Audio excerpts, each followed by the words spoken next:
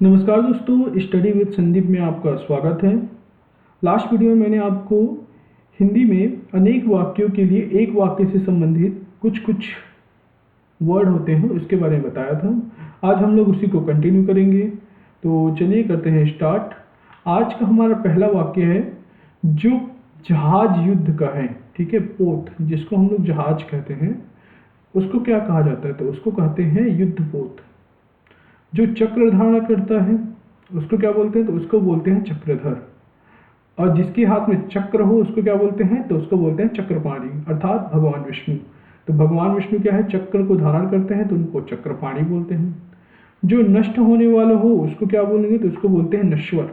ठीक है, तो हमारा शरीर क्या है? नश्वर है, वो एक न एक दिन नष्ट हो जाएगा। ठीक है, तो हमारे शरीर को क्या बोलेंगे? नश्वर है। जिसे बहुत कठिनाई से मिलता है, जो बहुत कठिनाई से मिलता है उसको क्या बोलते हैं? उसको बोलते हैं दुर्लभ, दुष्प्राप्य। कभी कभी क्या है, हम लोग किसी सामान को पाने के लिए बहुत प्रयास करते हैं बट उसको प्राप्त करने के लिए हमको बहुत ज़्यादा कठिनाई का सामना करना पड़ता है। तो हमारे जो उस व्यक्ति को मतलब जो पदार्थ हो या कुछ भी हो उसको प्राप्त करने में जो हम लोग को समस्या को उत्पन्न होता है, उस समस्या की प्रक्रिया को हम लोग कह सकते हैं दुर्लभ या फिर दुष्प्राप्य। लोक का अर्थ क्या होता है? मतलब ये होता है लौकिक।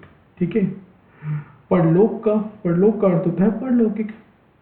अब जैसे लौकिक का हम लोग को विलोम जानना है तो लौकिक का विलोम क्या होता है? तो परलौकिक होता है। जो इस लोक का हो मतलब हम लोग जो इस पृथ्वी में रह रहे हैं, ठीक है, इस पृथ्वी पर अगर वो है तो उसको बोलेंगे लौकिक।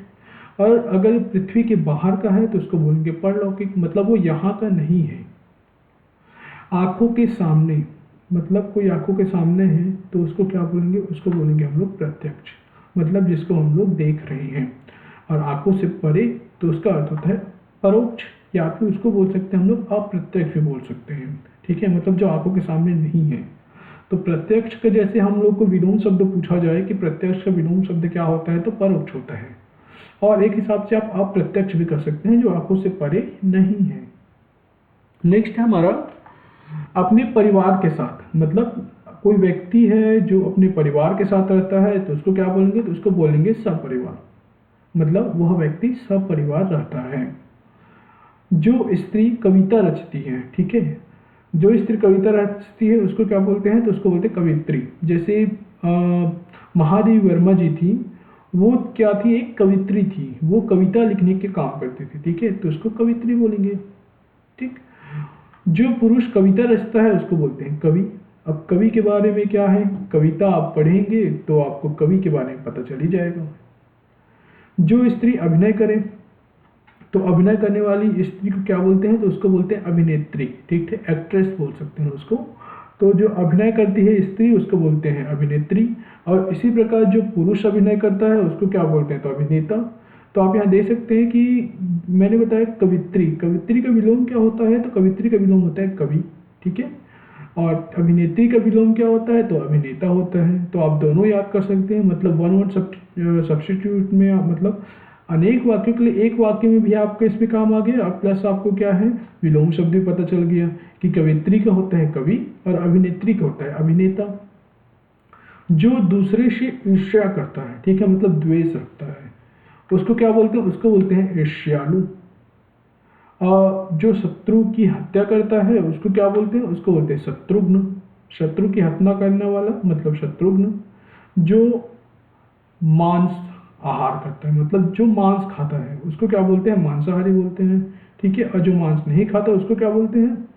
तो उसको मैंने लास्ट वीडियो बताया है, उसको आप देख के बताइएगा मुझे कि क्या कहते हैं। नेक्स्ट है हमारा जो शाकाहार करता है। ठीक है, शाकाहार करने वाले को क्या बोलते हैं? तो उसको बोलते हैं शाकाहारी। ठीक, तो जैसे शाकाहारी शाकाहार करने वाला शाकाहारी, वैसे ही मांसाहार करने वाला मांसाहारी। तो ये एक दूसरे के विलोम है। ठीक है, मांसाहारी का विलोम क्या होता है? तो शाकाहारी। और शाकाहारी का विलोम क्या होता है? तो मांसाहारी। जो फल आहार करता है उसको क्या बोलते हैं? फलाहारी, मतलब जो केवल फल ही खाता है आहार के रूप में, मतलब खाने के रूप में केवल फल को खाता है।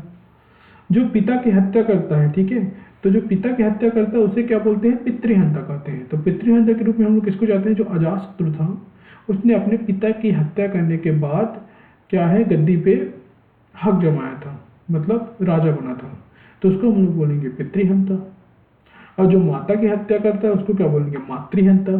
तो ये भी एक प्रकार का विलोम आप लोग कह सकते हैं।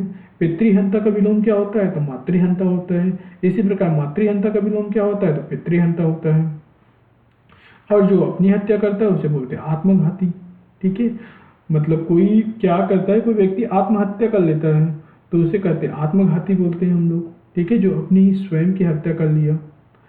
निशा में विचरण करने वाला, जो निशा में विचरण करता है उसे बोलते हैं निशाचर।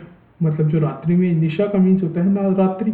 ठीक है, तो जो रात्रि में विचरण करता है उसको बोलते हैं रात्रिचर, या फिर आप निशाचर बोल सकते हो उसको। जो आकाश में विचरण करता है उसे क्या बोलते हैं, तो उसे बोलते हैं नभचर या खेचर बोल सकते हैं। ठीक, मतलब प्लेन के माध्यम से एक स्थान से दूसरे स्थान जाना, मतलब वो आकाश में विचरण कर रहा है तो उसको क्या बोलेंगे, नवचर बोलेंगे। गृह बसाकर रहने वाला, इसको क्या बोलेंगे, इसको बोलते हैं गृहस्थ।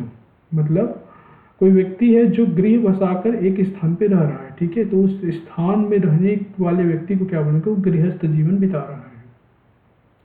आई होप से ये वीडियो आपको अच्छा लगा होगा। मिलते हैं नेक्स्ट वीडियो पे। Thanks for watching.